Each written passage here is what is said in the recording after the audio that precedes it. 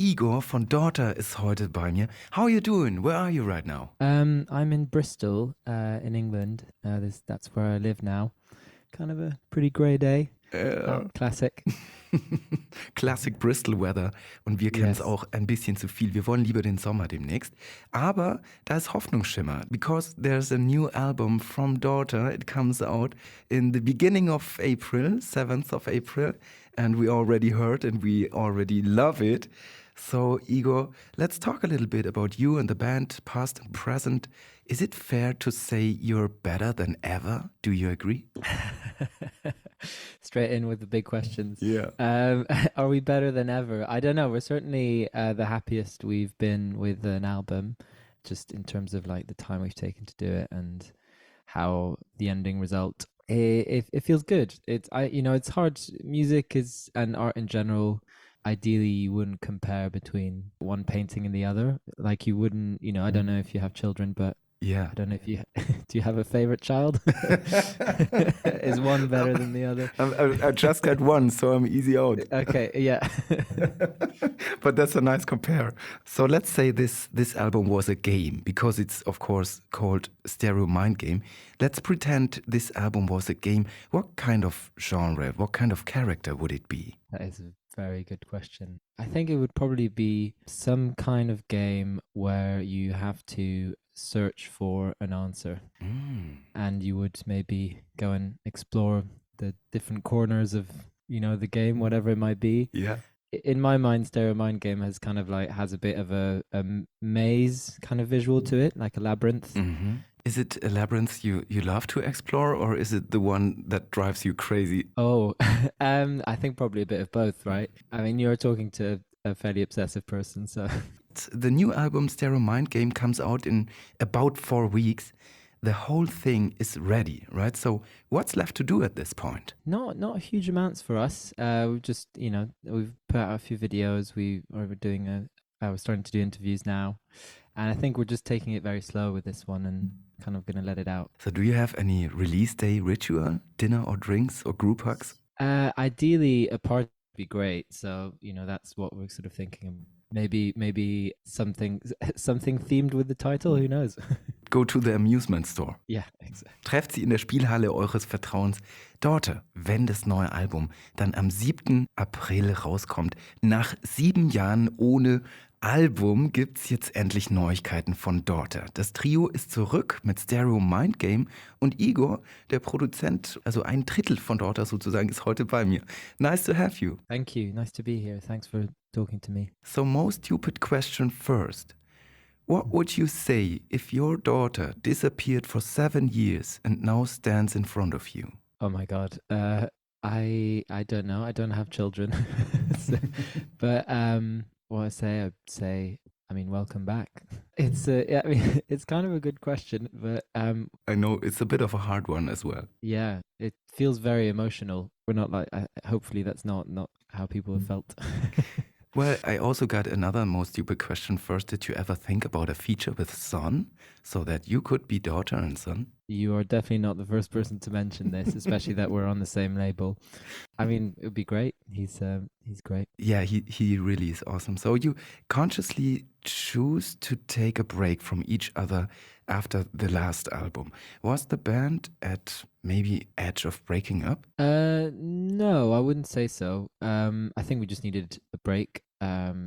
Like sometimes you need some time off to kind of get your creativity back, to sort of explore other things about life than just like touring and recording and those kind of things. And I think we just got to that point. Remy had an actual daughter. Elena ended up releasing some music solo under X-Ray, and I kind of like took some time to travel for a bit and learn more about music, just in terms of like theory and arrangement and things like that. I think it was really necessary. And most people, when they have an employment, will have holidays where they get to completely switch off from their job. They'll often change jobs as well, like within a few years. And so it's kind of different when it's your own project, because you're just constantly thinking about it, constantly feeling that you should be doing something also you're always involved with the same people. So it's just about like kind of giving us the opportunity to spread our wings a little bit for a bit of time. But yeah, no, definitely not break up. Get new input, get new feelings, collect them all and bring them together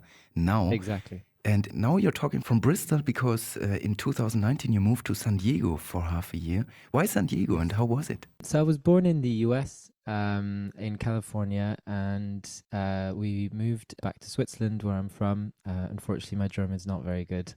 Yeah, we moved back to Switzerland when I was 6, and I think I always had this like nostalgic kind of memory of what it was like to live in California. And so I just thought, hey, I'm just going to go and do that for a bit. So I set up shop there, rented a little space and put some music equipment in there and started kind of recording ideas, and then I came to join for a bit. Yeah, it was like a really sort of inspiring time, very wholesome, a lot of yoga and surfing and like just being outdoors, which was really great. So Remy lives in Portland, Elena still in London, I think. You must have Yes. had Zoom calls long before it was mainstream due to COVID, right? Yes, yeah. It's great how the technology evolved during that time. Made it easier for us too. A theme during COVID was, of course, human connection and the lack of it. A topic that also is present throughout the album. Relationships have been a topic of daughter songs before, but this time it feels a bit more eased. Have you gotten more relaxed or hopeful, or what has changed? Probably growing older. Maybe becoming like a little wiser, a little more in the middle and a little bit less extreme. General feelings about things. Obviously Eleanor's the only lyricist, so I can't totally express myself for her, but it was okay. So two things. One is, you know, you mentioned COVID and relationships and distance, and the album isn't about COVID. It's not about that time really. Most of the songs were written before that, but I think definitely some kind of dovetail, kind of connect with those feelings, this hardship that a lot of people went through of not being close to their loved ones. And then there's also, I think, the will to shine a sort of more positive light on certain things, and, you know, like lessons learned, and that there's kind of beauty in everything, even being apart. So there's the song Be On Your Way, which has its origins in San Diego. Could you tell us about it? Yeah, sure. It's funny. The chords actually are very, very, very old, like like 8 years old or something. Oh, wow. Yeah, and it's just something that just came back into my brain and I was like, I just really want to do something with it. And we had sort of jammed some kind of idea in 2017, but with Eleanor and kind of went through it, that she just had these lyrics that just came out and kind of are the lyrics of the song, and then it was just another 3 years to kind of get the arrangement right. It just kept on coming back to it, and it just never totally was right because it needed this sort of intimacy but also epicness about it, and it was difficult to get right, but I'm really happy with the result. Well, epic is maybe the totally right word, because first time I heard it I thought, yeah, there are gonna be so many image movies all craving for this sound. They all love to use it. I bet it's the perfect first thing to listen to get into this stereo mind game by Daughter, because it's their world. It's deep and it's wide and it's epic and it's sometimes a little bit dark, and I love it.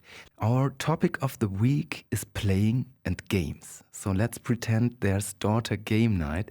What are you playing and who's winning? During the recording of the album, we played cards quite a bit, sort of quite passionately.